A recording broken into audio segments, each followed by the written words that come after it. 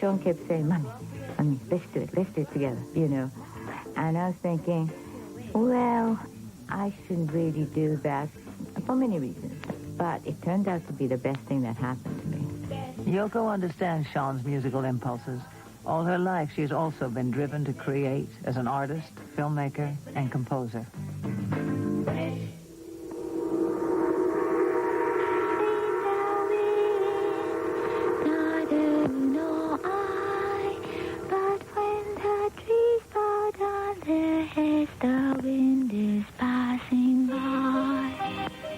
As a young girl growing up in Tokyo in the 1930s, Yoko Ono's childhood was suspended between great privilege and supreme sacrifice. Her wealthy family was descended from a 9th century emperor, but Yoko learned from a very early age that no amount of money or status could guarantee a life free from great pain. Throughout her youth, both parents were largely distant.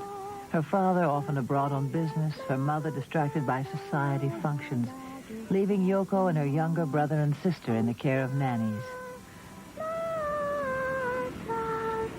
The late 1930s were ominous times as Japan and the United States were preparing for conflict.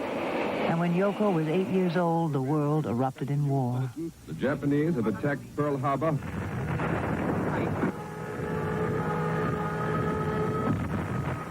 In many cities, young Japanese children like Yoko were forced to work in munitions factories.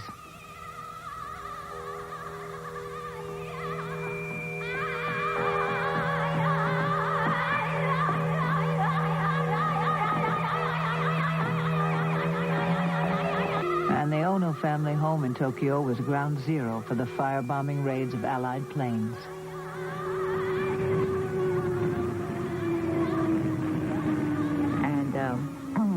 I was a little girl, and when the bombing started to get really severe,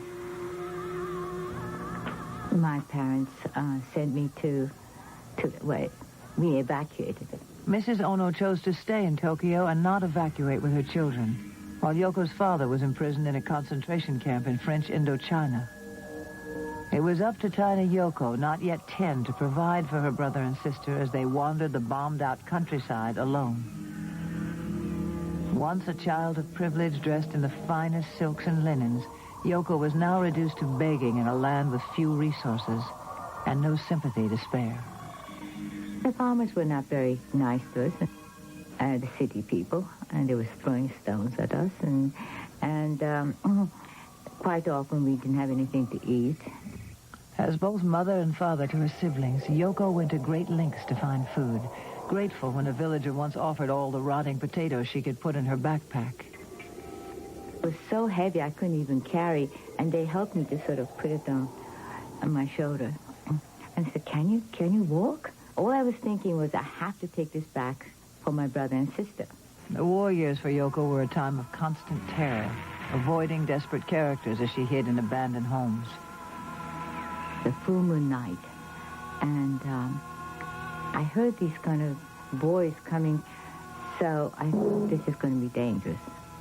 And I carried my sister and took my brother's hand, and I went up into the attic to hide. And they started to look for me, like, where is she, kind of thing. And they were drunk, and with sticks and things like that. And I just knew it was very dangerous. And I was just hoping that my sister would not start crying or something like that, because we had to be totally quiet, That was a very sort of tricky moment, I think. As Yoko and her siblings hid from a world at war, England was going through a similar horrific blitz of German airstrikes. The seaport of Liverpool was especially vulnerable to the Luftwaffe barrage. On the night of October 9th, 1940, as a particularly intense burst of Nazi firepower tore through the town, John Lennon was born. Although he and Yoko would not meet for years to come, their lives were already on a parallel course which would later bring them together in campaigns for peace.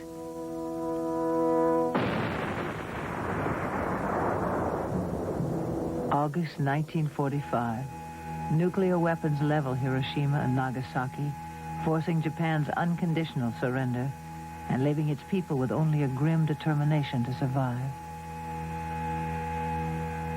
Miraculously, the Ono family came out of the conflict intact, but the horror of the experience on Yoko would be reflected in her art for the rest of her life.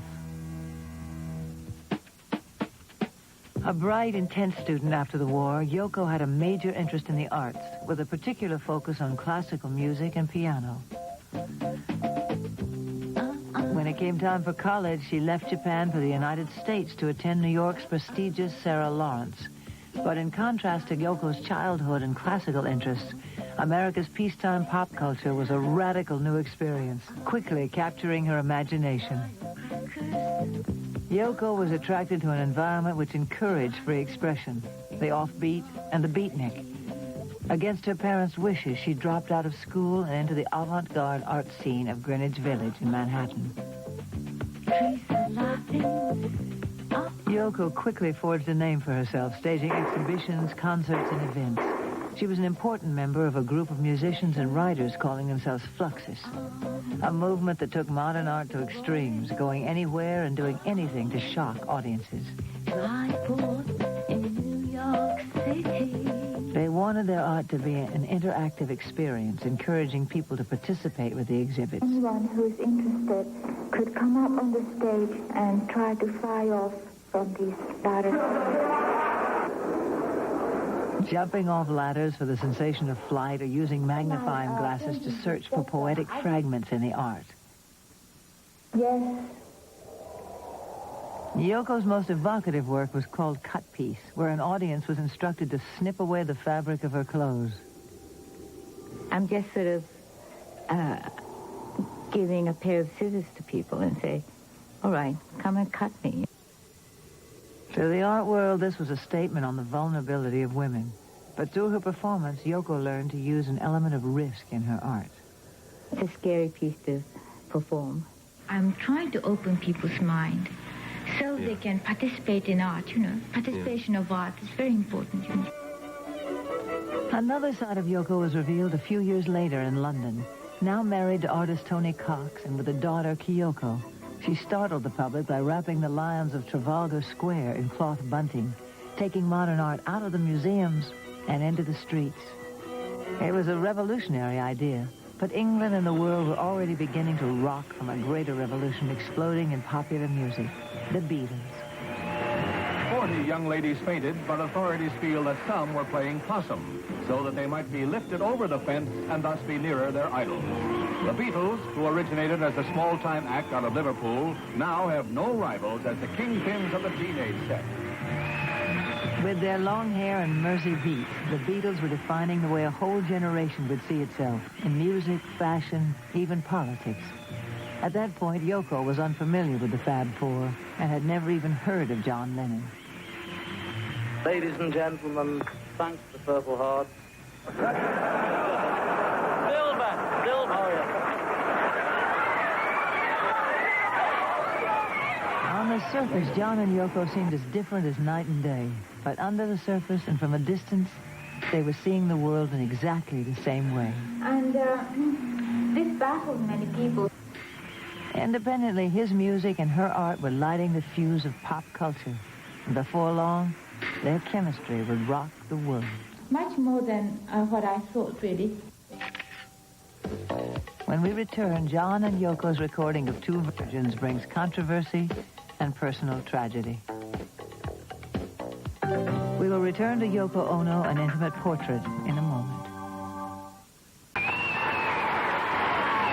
In the mid-'60s, the Beatles were at the height of their charismatic power, and they were having a liberating effect on a whole generation.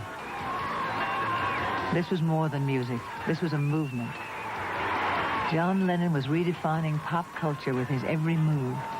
Worldwide fame, incredible wealth, the adoration of millions. This was the Lennon lifestyle. Some swim for it to get closer to their idols, and the police pull a lot of queer fish to safety. He could have anything he wanted.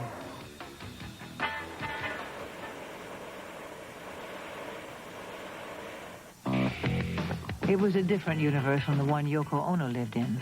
While Beatlemania raged, she kept her distance from pop trends, catering instead to a more select crowd. I was one person who was never interested in pop, really. No. No, not really.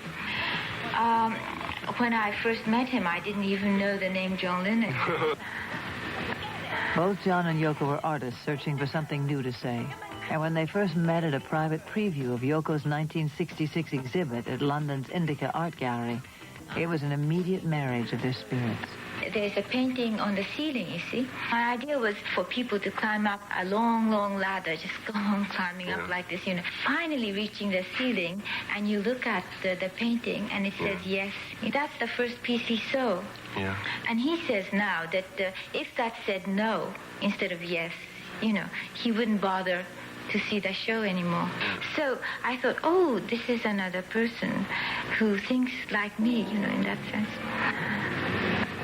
John and Yoko's connection was electric, and Lennon instantly became her primary sponsor.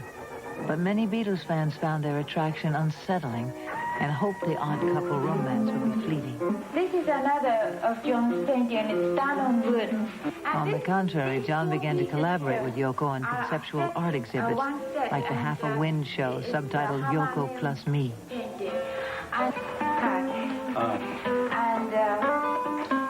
So, like this one, it's called Painting to be Stepped On. No respect for art, eh? Well, it's a nice... The British press took an instant dislike to Yoko. She wasn't the submissive blonde that people expected to see on a rock star's arm. They quickly positioned her as someone scheming and manipulative. Furthermore, John was still married. John and I never imagined that by us getting together, the world is going to be so upset. We're just so involved with each other. There was only one great love in John's life, and in Yoko's. They found their other half in each other.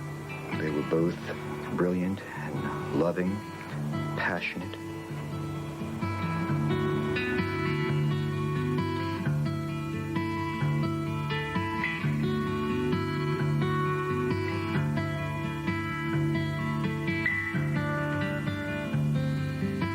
Believing in no boundaries, believing in the fact that there was enough between them, in sync with the moment in which they shared.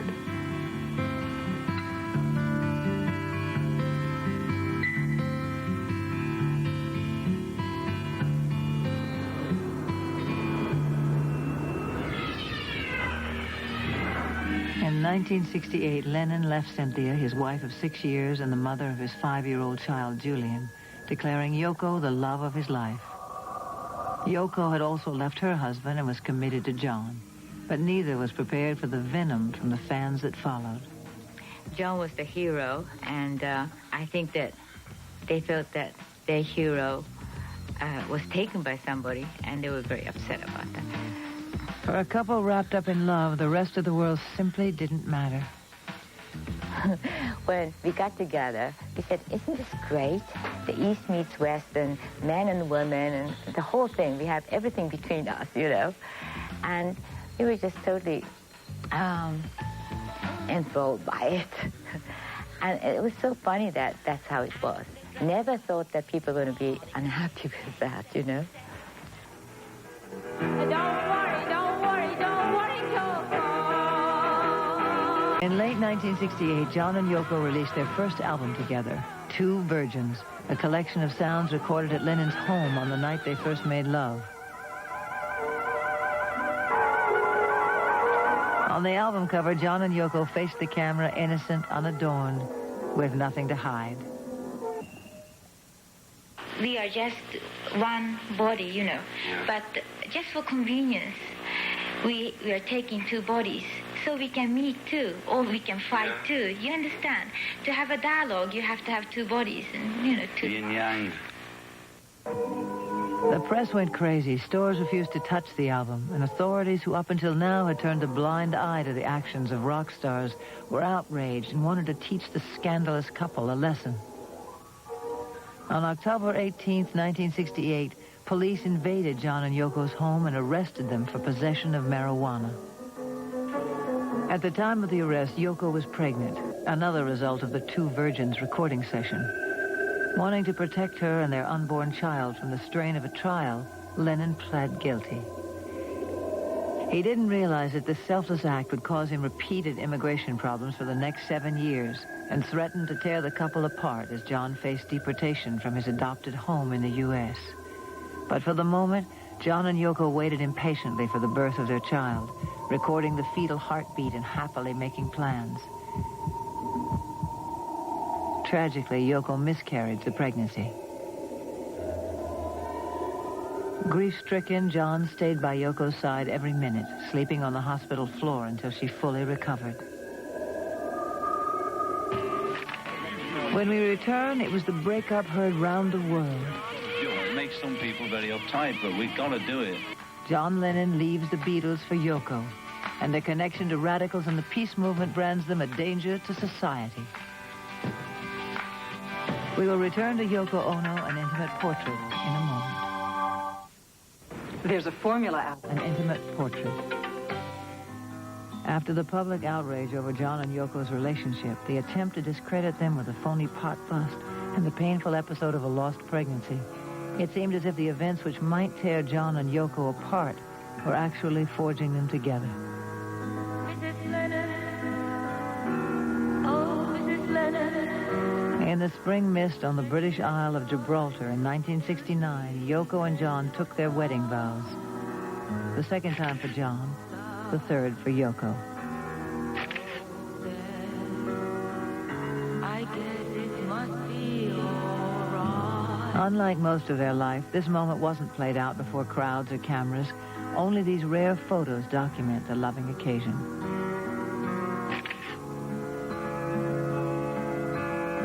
I guess it must be all right. But after the private ceremony, cameras followed their every move. John and Yoko decide to use the ever-present media to turn their honeymoon into a public event and a statement of love.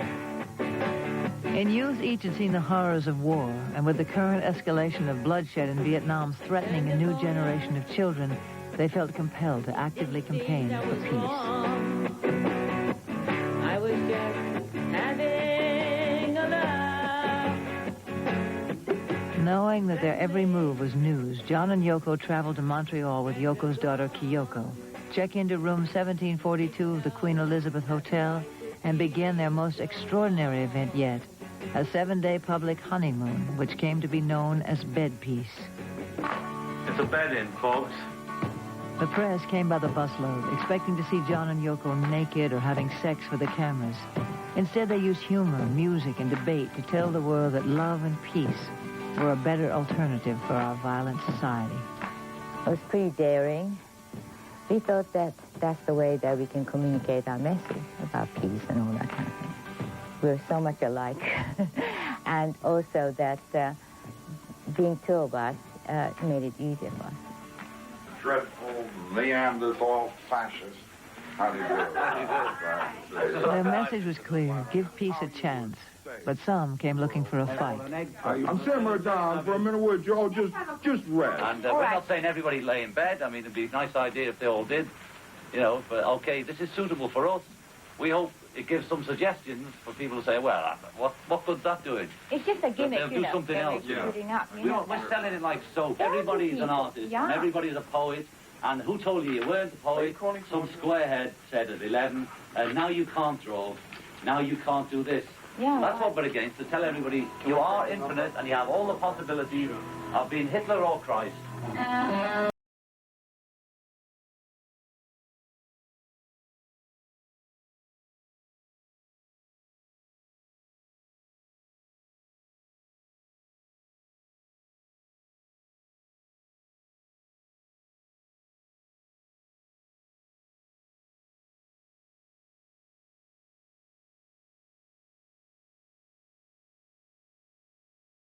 Mounted an international billboard campaign that declared, "War is over, if you want it." Although no one could disagree with the message, Beatles fans were now convinced that Yoko had robbed them of their idol, changing the John Lennon who sang "I Want to Hold Your Hand" into someone they weren't certain they knew or understood. Yet for John and Yoko, this was a period when they felt the closest and most creative. John had all but stopped recording the Beatles songs his fans craved. Instead, he and Yoko were busy producing a series of avant-garde films which defied every convention. Smile, 50 minutes of John's grinning face. Bottoms, a cheeky study of 365 bare buttocks. Fly, an insect's exploration of a woman's body. There was a sense of humor about John and Yoko's films, a stark contrast to the couple's private distress over losing a court battle to obtain permanent custody of Yoko's daughter, Kyoko. They desperately wanted a child of their own, but it seemed an elusive dream. And when Yoko suffered a second miscarriage, the loss was unbearable. Like too many people in the late 1960s, John and Yoko tried heroin as an escape from their pain.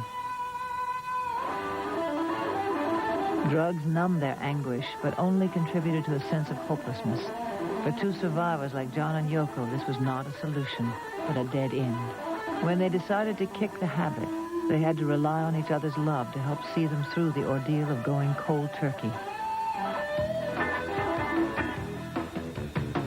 By now, the whole idea of the Beatles, four jolly lads from Liverpool, seemed dated and unreal. John looked to the end of the 60s as a chance for a fresh start and to fully commit to Yoko and the more avant-garde art and music they preferred. In 1970, the Beatles disbanded. It was more than the end of the Beatles. It was the end of an era.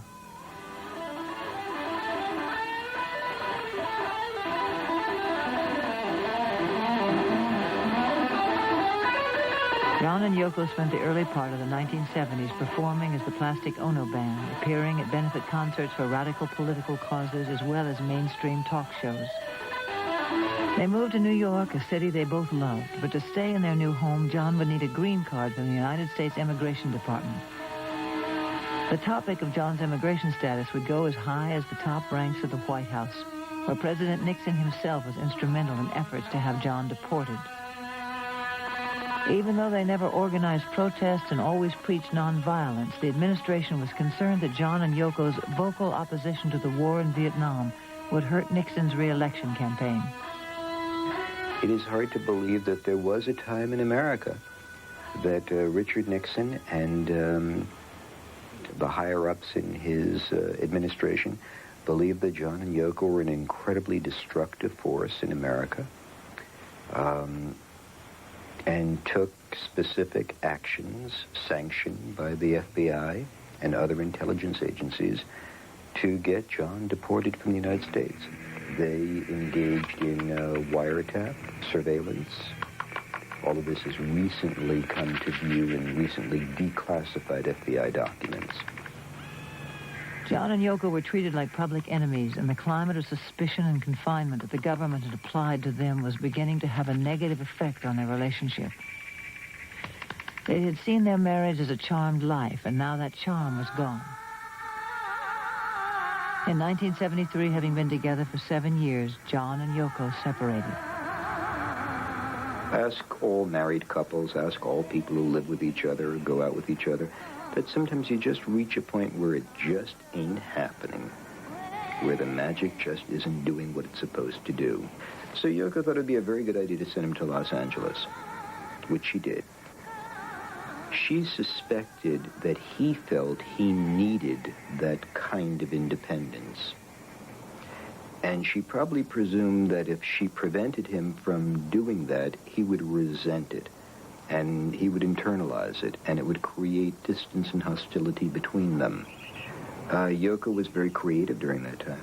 She certainly was not the grieving single woman waiting for her man to leave La La Land.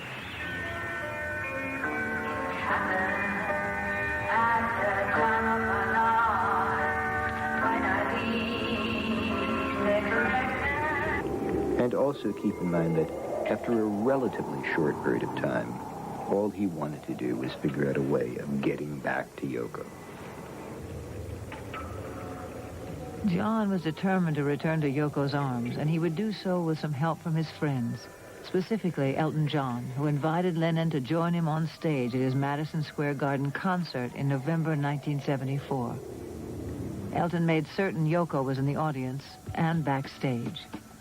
John and Yoko met in the dressing room, and apparently they looked into each other's eyes, and a glorious evening, an amazing reunion, and, just a fabulous ending to a separation. Once again, the power of love was beginning to work wonders for John and Yoko. For a long time, it was believed that Yoko couldn't have another child. And I remember being with them in San Francisco. They went to see a Chinese doctor who understood matters of fertility. This doctor said, oh, you can definitely have a child. And the two of them went on this very special diet and did everything proper and, according to the rules. And Sean was born.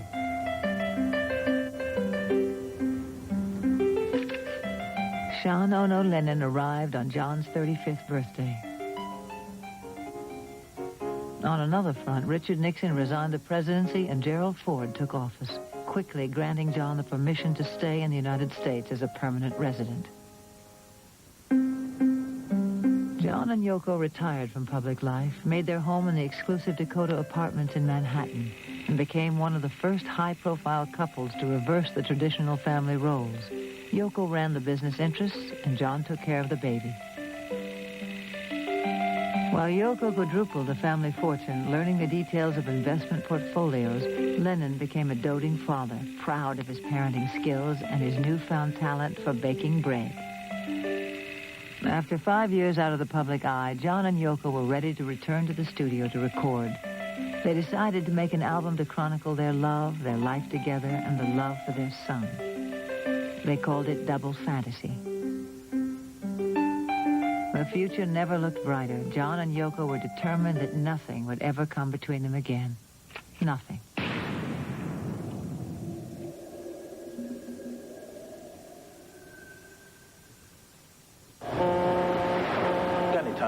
An intimate portrait.